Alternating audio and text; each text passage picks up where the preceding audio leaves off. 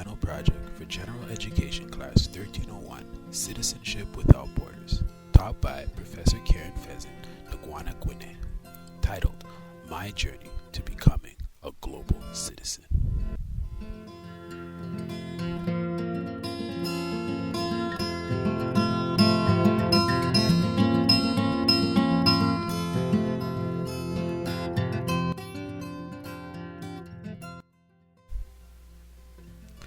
If you had asked me before General Education Class 1301 Citizenship Without Borders, William, do you think you're a citizen of the world or know what's happening in other parts of the world?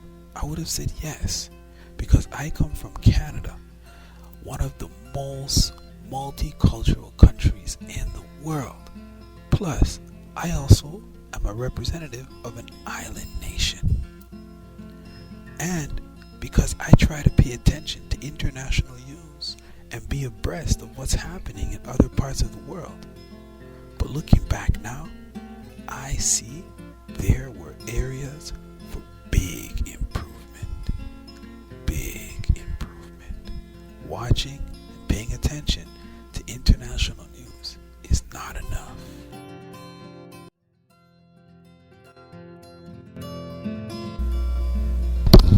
You see, growing up where I grew up, in the suburb of Canada's largest city, in its most populated province, afforded me a lot of advantages. I know how to recognize languages, people groups, and I was exposed to multiple cultures. Having roots from the Caribbean, this was nothing new to me. But it did help me with strengthening how I identified as a Carib Canadian, which meant we were definitely not American. As a Carib Canadian, emphasis on Canadian, our system is both capitalist and socialist. You see, in Canada, we get a privilege called free healthcare. And these things that I identified with, as well as a nation which is known for peacekeeping, as well as being the nice guys, it helped me to strengthen my belief as to who I was and what I identified with. So imagine my surprise when in class, articles that showed that our identity as Canadians, as a peacekeeping nation, and as individuals who have a mixture of capitalist and socialist economy, but even and being peacekeepers, but even though still we identify as these things, we're not even good at them. Wow, that was a shock to my core. And it didn't stop there.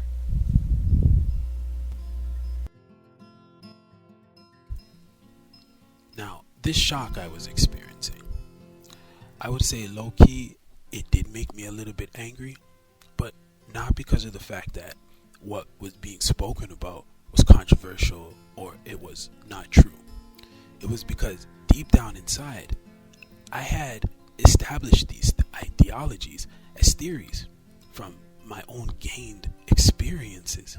So when I read articles from individuals like the one we spoke about earlier, being Canadian, government and opposition from Kaminga, as well as articles like race, class, gender, and making of differences in Canada by Sharma, these articles brought to light feelings of theories that I had believed to be true, but never really actually wanted to identify them. And they kind of spoke directly to maybe some difficulties that I had seen others experience or heard others talk about, or maybe even myself as a Carib Canadian. And after I got past this initial shock and the other feelings I was feeling, I had to really do some soul searching. And this is where Citizenship Without Borders really became a different type of a class, which is what we're going to speak about more as we go through.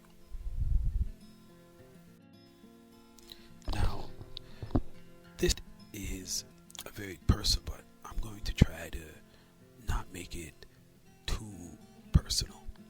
Um, Three things I want to address. Number one is that now Citizenship Without Borders was bringing a lot of different social injustices to the forefront in the class, and it was challenging us to ask us, what do we think, are these injustices fair?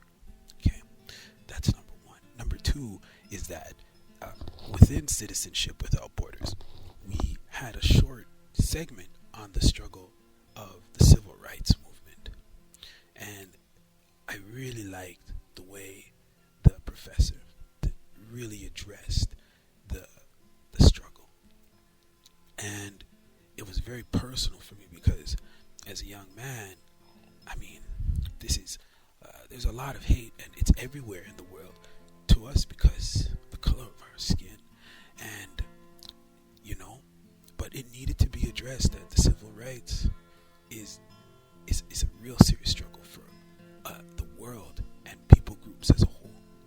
And the third question that was brought up is when we take all of these things and we look at them, what are we going to do? And I really was touched by Barb Thomas and her letter,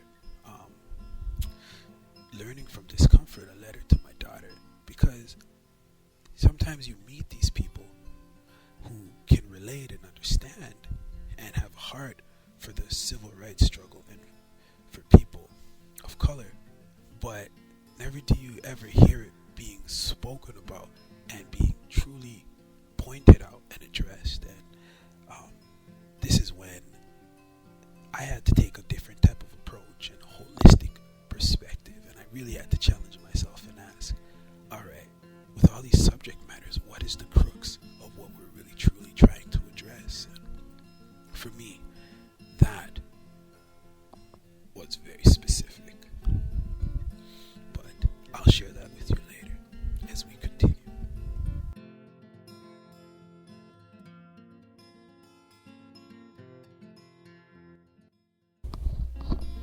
Now, in Citizenship Without Borders, we were encouraged to expand our learning and to learn outside of the box. And to do this, I went to the Aunties art show, and for me, it was very special.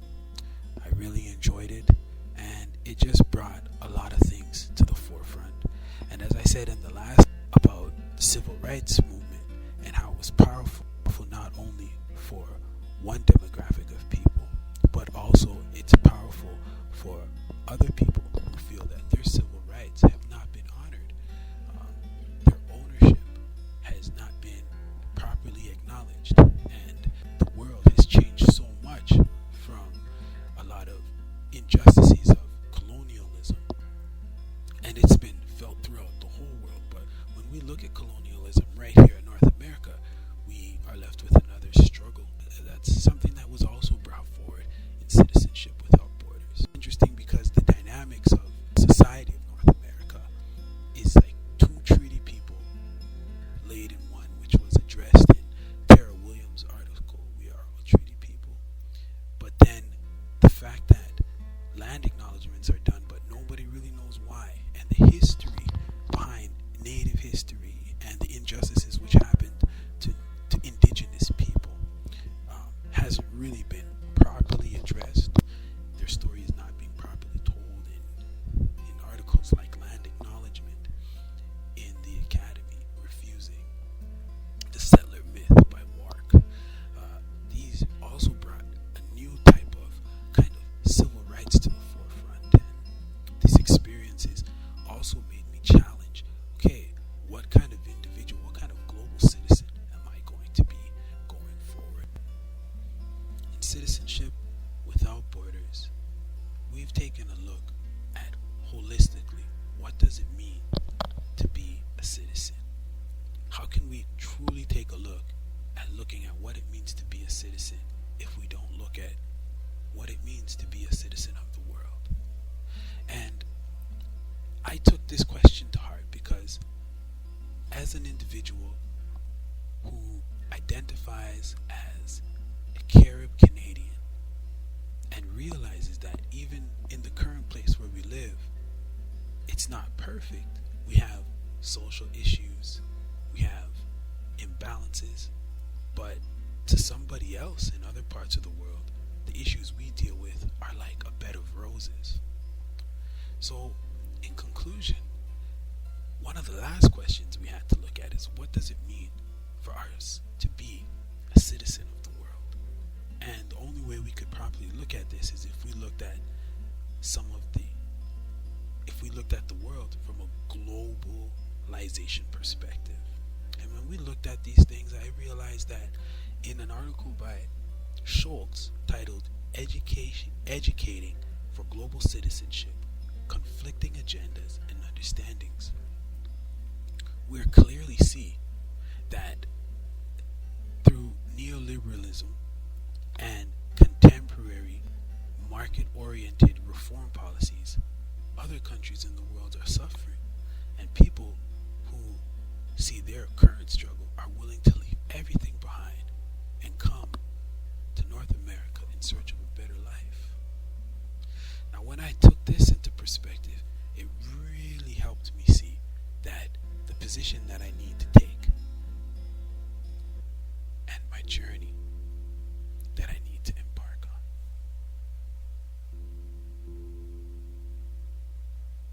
on. Now, my journey to becoming a global citizen through general education class 1301, Citizenship Without Borders, has brought me to the realization that all these tools, all of these skills, all this information that I'm gathering, the insight that I have, it's not just for my own benefit. Yes, I am going to use it for my own benefit, but what kind of individual would that make me, knowing what I know now, going through the journey that I've gone through? I have to use all of these skills to influence my government. And if that means that I have to take a more active role in government, then that's what I'll have to do, so that I can make this place really great, this country, Canada, a really great country that I can be proud of, so that in turn I can help to influence the rest of the world and make the world a better place. So thank you. Thank you for taking the time to hear about my journey to becoming a global citizen.